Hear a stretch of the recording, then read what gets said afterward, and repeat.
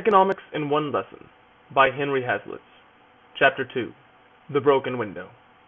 Let us begin with the simplest illustration possible. Let us, imitating Bastiat, choose a broken pane of glass. A young hoodlum, say, heaves a brick through the window of a baker's shop. The shopkeeper runs out furious, but the boy is gone. A crowd gathers and begins to stare with quiet satisfaction at the gaping hole in the window and the shattered glass over the bread and pies. After a while, the crowd feels the need for philosophic reflection, and several of its members are almost certain to remind each other, or the baker, that, after all, the misfortune has its bright side. It will make business for some glazier. As they begin to think of this, they elaborate upon it. How much does a new plate glass window cost? $50? That will be quite a sum. After all, if windows were never broken, what would happen to the glass business? Then, of course, the thing is endless.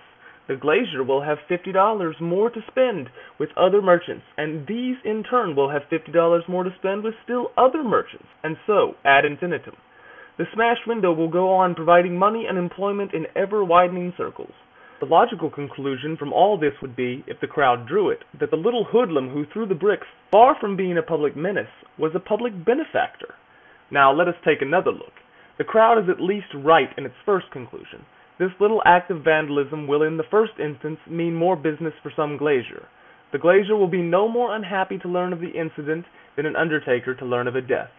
But the shopkeeper will be out $50 that he was planning to spend for a new suit. Because he has had to replace a window, he will have to go without the suit, or some other equivalent need or luxury. Instead of having a window and $50, he now merely has a window. Or, as he was planning to buy the suit that very afternoon, instead of having both a window and a suit, he must be content with the window and no suit.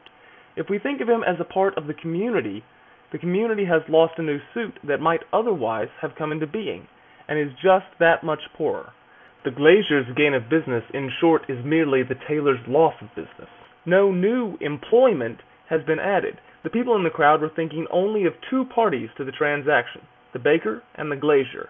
They had forgotten the potential third party involved, the tailor. They forgot him precisely because he will not now enter the scene. They will see the new window in the next day or two. They will never see the extra suit, precisely because it will never be made. They see only what is immediately visible to the eye.